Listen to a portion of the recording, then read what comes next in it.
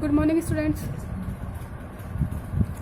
हम mineral nutrition in plants part 4 में खनिज अवशोषण के बारे में अध्ययन कर रहे थे। लास्ट वीडियो में हमने लघु पोषक तत्व और न्यून बृहत मात्रिक पोषक तत्वों की कमी से होने वाले लक्षणों के बारे में अध्ययन किया था।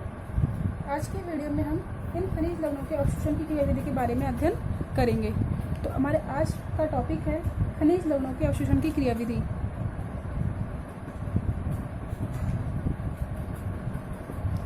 खनिज लवणों के अवशोषण की क्रियाविधि।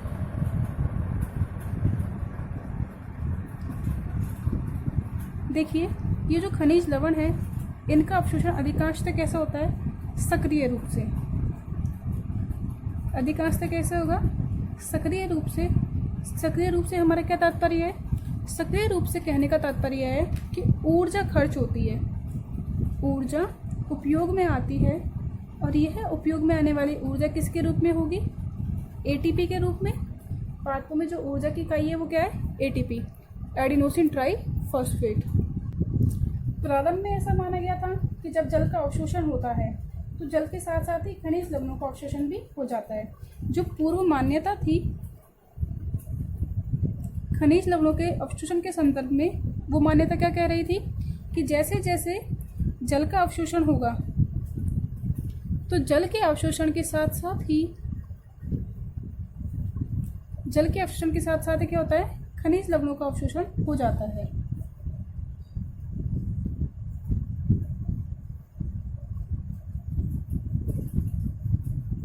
ऐसी पूर्व में मान्यता थी, लेकिन जब पादप कार्य के बारे में अध्ययन किया गया तो अब ये सिद्ध हो चुका है कि ये दोनों ही प्रक्रियाएं अलग अलग है। यानी कि जल का अवशोषण एक अलग कार्य की प्रक्रिया है, जबकि खनिज लवणों का अवशोषण एक अलग प्रक्रिया है। बहुत ही अल्प मात्रा में जल के अवशोषण के साथ साथ खनिजों का अवशोषण होता है, लेकिन मुख्यतः खनिजों का अवशोषण कैसे होता है?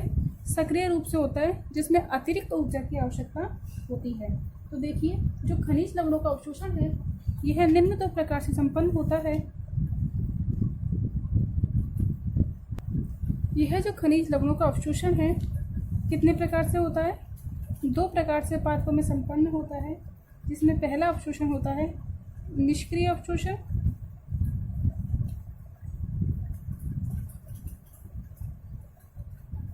जिसे हम बोलते हैं पैसिव एब्जॉर्प्शन।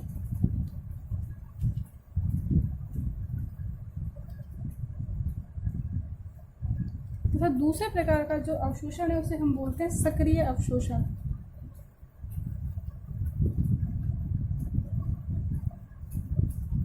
जिसे कहा जाता है एक्टिव एब्जॉर्प्शन।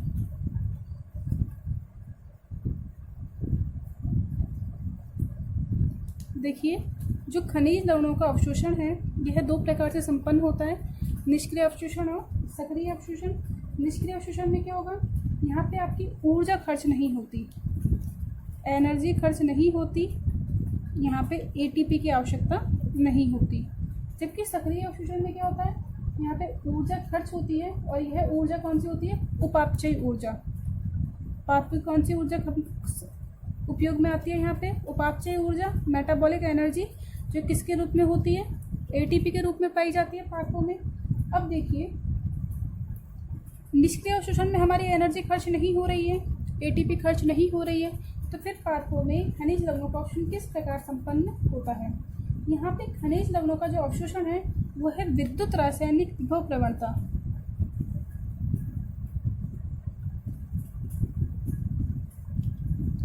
विद्युत रासायनिक विभव प्रवणता के आधार पर होता है। किसके आधार पर होगा? विद्युत रासायनिक विभव प्रवणता के आधार पर होता है। देखिए, मैं आपको बता चुकी थी, प्रवणता का मतलब होता है ग्रेडियंट, यानी कि डिफरेंस। प्रवणता से क्या तात्पर्य है? डिफरेंस, अंतर। किसका अंतर? विद्युत रासायनिक विभव, वैद्युत रासायनिक विभव में अंतर, अर्थात आयनों में अंतर। देखिए क्या होता है, यहाँ पे क्या देखा हमने? बाहर देखिए धनात्मक आवेश ज़्यादा है, अंदर धनात्मक आवेश कम है। या आप इसका अपोजिट लीजिए तो धनात्मक आवेश क्या करेंगे? अपनी उच्च सांद्रता से निम्न सांद्रता की ओर गति करेंगे। क्लियर है? किसके द्वारा होगा? ये विसरण की क्रियाविधि के द्वारा होता है। तो यहाँ पे हमने देखा कि विसरण की क्रियाविधि के द्वारा आयन अपनी उच्च सांद्रता से निम्न सांद्रता की ओर गमन करते हैं। इसे हम क्या बोल देंगे? विद्युत रासायनिक विभव प्रवणता या विसरण प्रवणता इसे हम कह देंगे।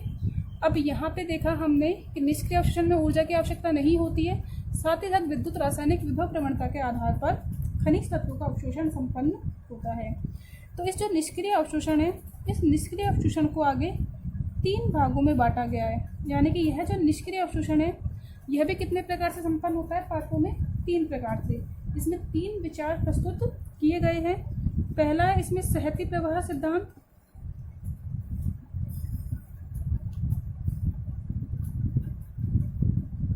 जिसे क्या कहा जाता है? Mass flow theory.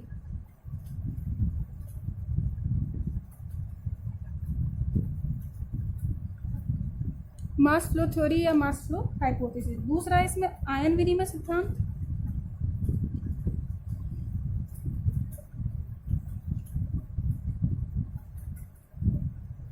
जिसे कहा जाता है ion exchange theory.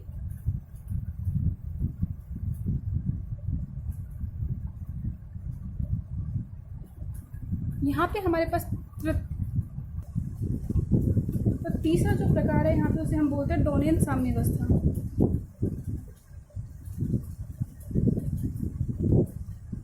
डोनेन equilibrium theory.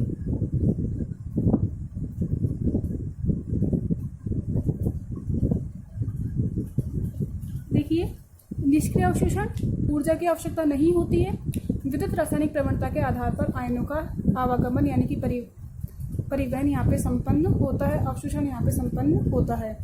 इसके संदर्भ में 3 विचार दिए गए थे, सहती प्रवाह सिद्धांत, आयन विनिमय सिद्धांत और तीसरा डोनेन साम्यावस्था। जबकि जब हम सक्रिय अवशोषण की बात करते हैं तो यहाँ पे ऊर्जा की आवश्यकता होती है। यह ऊर्जा उपापचय क्रियाओं से प्राप्त होने वाली ऊर्जा होती है। यहाँ पे भी आपको 3 विचार प्रस्तुत किए गए हैं कि किस प्रकार से आयनों का सक्रिय अवशोषण होता है। इसमें पहला है यहाँ पे वाहक संकल्पना,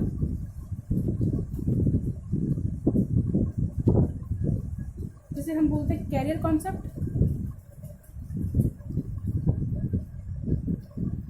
एग्जाम की दृष्टि से इंपॉर्टेंट है कैरियर कॉन्सेप्ट और डोनेन साम्यावस्था।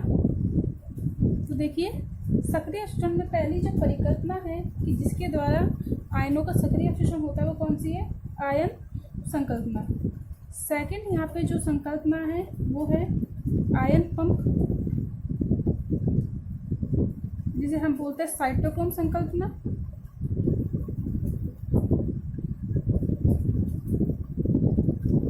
तीसरी और अंतिम संकल्पना जो यहाँ पे आती है सक्रिय अवशोषण में आपके, देखिए तीसरी और अंतिम है वो क्या है? वैद्युत रासायनिक प्रवणता की संकल्पना।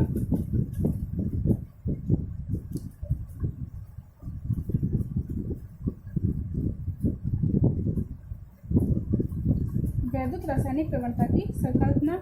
इस वैद्युत रासायनिक प्रवणता में किसकी आवश्यकता होगी? आपको एटीपी की आवश्यकता होगी। तो देखिए, निष्क्रिय अवशोषण और साथ ही साथ सक्रिय अवशोषण। यहाँ पे पहले हम सक्रिय अवशोषण के बारे में बात करेंगे, उसके बाद हम निष्क्रिय अवशोषण के बारे में देखेंगे। मैं आपको बता चुकी हूँ कि खनिज लवणों का अधिकांश अवशोषण कैसे होता है? सक्रिय क्रियाविधि के द्वारा होता है। बहुत ही अल्प मात्रा में निष्क्रिय खनिजों का अवशोषण होता है। तो पहला स्टार्ट करते हैं हम सक्रिय अवशोषण।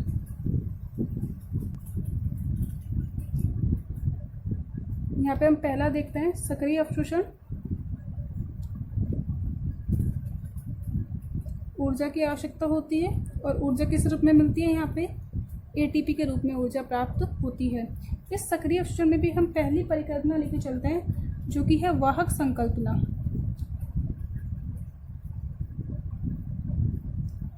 Career concept.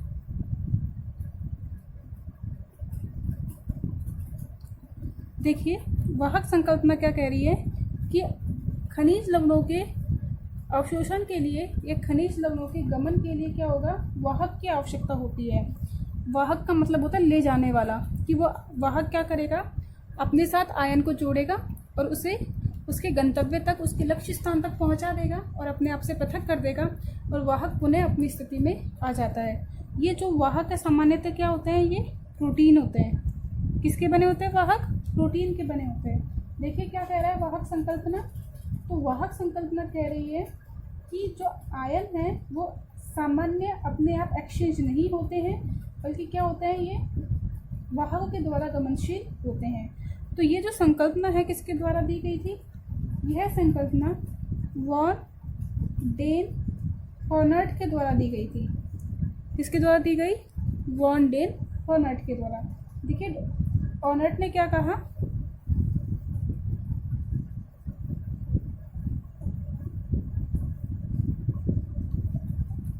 हॉर्नट ने कहा कि कोशिका के बाहर, कोशिका झिल्ली से कोशिका भित्ति के मध्य और कोशिका के अंदर यानी कि जीव द्रव्य में आयन स्वतंत्रता पूर्वक गमनशील होते हैं। बाहर वाले बाहर गमनशील होंगे, अंदर वाले अंदर आराम से गमनशील होंगे।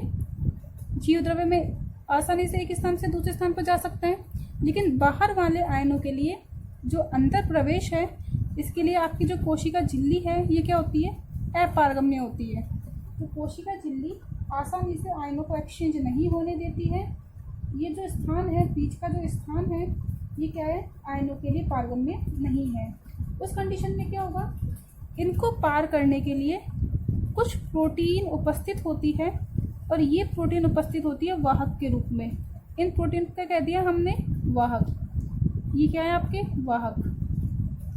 तो हमने देखा कि आयनों को गमन, देखिए यहाँ पे हम ले लेते हैं K+ आयन ले लेते हैं कि K+ आयन बाहर उपस्थित है।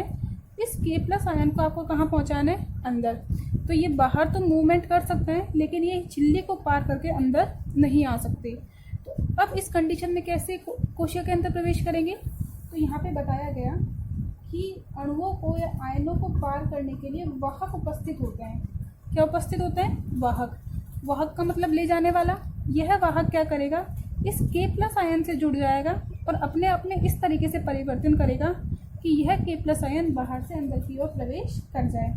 अब देखिए प्रारंभ में जो वाहक है, यह वाहक कैसा है आपका? इनएक्टिव कंडीशन में। अभी यह कैसा है?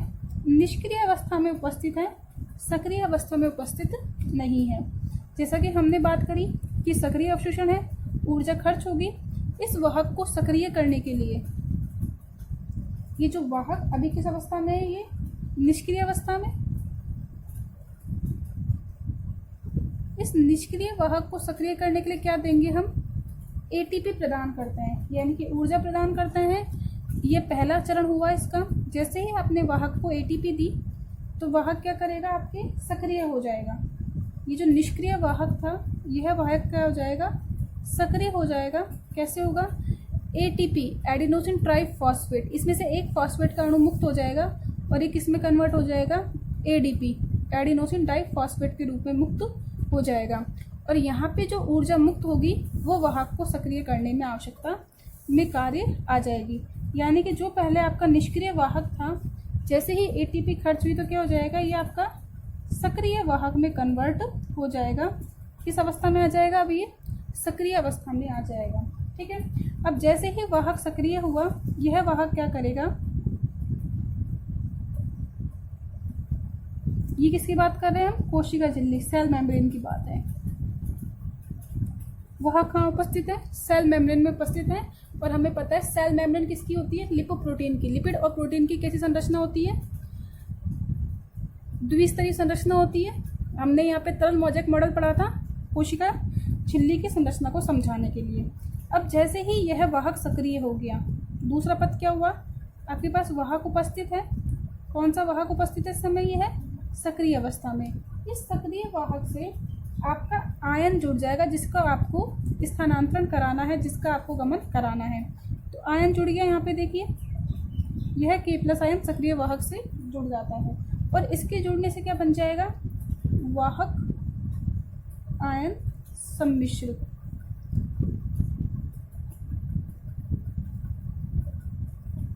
देखिए हमने क्या कहा? सबसे पहले हमने कहा कि वाहक निष्क्रिय अवस्था में था, ATP खर्च की, तो वाहक निष्क्रिय अवस्था से कैसी अवस्था में आ गया? सक्रिय अवस्था में आ गया। जैसे ही वाहक सक्रिय हो जाएगा, ये बाहर उपस्थित आयन से क्या बना लेगा? बंध बना लेगा और क्या बना लेगा? वाहक आयन सम्मिश्र। तो इसे हमने क्या बोल दिया? Substrate ion complex. Substrate ion complex या कैरियर आयन कॉम्प्लेक्स। कि जो आपका वाहक था, कैरियर था, वो आयन के साथ जुड़ गया, इसने क्या बना लिया? वाहक आयन सम्मिश्र का निर्माण कर लिया। अब जैसे ही वाहक आयन सम्मिश्र बन गया तो क्या होगा देखिए, जैसे ही ये सप्रेशर बन गया, ये अपनी स्थिति में परिवर्तन करेगा और क्या करेगा, संरूपण परिवर्तन। कैसे परिवर्तन करता है यहाँ पे, यह है संरूपण परिवर्तन, यानी कि अपने ही स्थान पे रह करके अपनी स्थिति में परिवर्तन कर देगा। तो बाहर से अंदर की तरफ घूम गया, ये अपने ही स्थान पे, इसी स्थान पे क्या हुआ, ये घूम गया। अभी जो यहाँ पे था वो घूम के कहाँ आ गया, उल्टी दिशा में आ गया।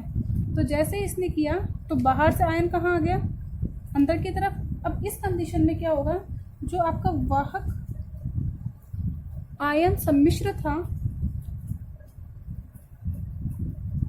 इसका ब्रेक डाउन हो जाएगा, ये टूट जाएगा, इसका विघटन हो जाएगा। इससे क्या हो जाएगा, वाहक तो अलग हो जाएगा और आयन को अंदर मुक्त कर दिया जाएगा। तो नेक्स्ट स्टेप क्या होगा, तो देखिए नेक्स्ट स्टेप में यह जब वाहक होगा दोबारा पुनः कैसा हो जाएगा, निष्क्रिय अवस्था में आ जाएगा। देखिए हमने क्या कहा, सबसे पहले कहा वाहक है निष्क्रिय अवस्था में, सक्रिय होते ही आयन से जुड़ गया। आयन से जुड़ने के बाद इसने अपने आप में परिवर्तन किया, अंदर की तरफ मुड़ गया। अब अगला स्टेप देखते क्या होगा, इसे मैं रफ कर देती हूँ। देखिए यहाँ पे हमने क्या देखा था, जो वाहक था निष्क्रिय अवस्था में था, जैसे इसने एटीपी से क्रिया करी तो क्या हो गया, ये सक्रिय अवस्था में आ गया। और सक्रिय अवस्था में आने के बाद इसने क्या करा, आयन के साथ बंध बना लिया और क्या बना लिया, वाहक आयन सम्मिश्र का निर्माण कर लिया। तो मैं इसे इतना रफ कर देती हूँ। अब देखिए जैसे इसने इसको अंदर छोड़ दिया, अब क्या होगा, देखिए ये जो आपके पास कैरियर था, जो वाहक था, ये तो अपनी स्थिति पे आ गया, पुनः निष्क्रिय हो गया और इस आयन को यहाँ से पृथक कर दिया। और ये आयन कहाँ चला गया, आपके K+ आयन कोशिका के अंदर प्रवेश कर गया। तो बाहर से K+ आयन ने कहाँ प्रवेश कर लिया, आपके कोशिका के अंदर इस आयन ने प्रवेश कर लिया। अब ये अपने वाहक से पृथक हो गया, वाहक आयन सम्मिश्र का विघटन हो गया और वाहक अलग हो गया और आयन आपका अलग हो गया। ये देखिए ये आयन कहाँ चला गया, आपके कोशिका के आंतरिक वातावरण में, यानी कि जीव द्रव्य में प्रवेश कर गया है। क्लियर हुआ। तो इस तरीके से आपका सक्रिय अवशोषण होता है, जिससे हमने क्या कहा है, वाहक संकल्पना। अब पुनः इस वाहक पे कोई एटीपी जुड़ जाएगा और पुनः सक्रिय हो जाएगा और अब की बारी किसी अंदर से आयन को कहाँ त्याग देगा, बाहर की तरफ त्याग देगा। इस तरीके से हमने खनिज लवणों के सक्रिय अवशोषण की पहली विधि देखी, जिसे हमने क्या कहा है, वाहक संकल्पना। तो आज के लिए इतना ही। नेक्स्ट वीडियो में हम सक्रिय अवशोषण की जो आपके पास शेष 2 विधियां बची हैं उनके बारे में अध्ययन करेंगे, साथ ही साथ निष्क्रिय अवशोषण की क्रियाविधि के बारे में भी अध्ययन करेंगे।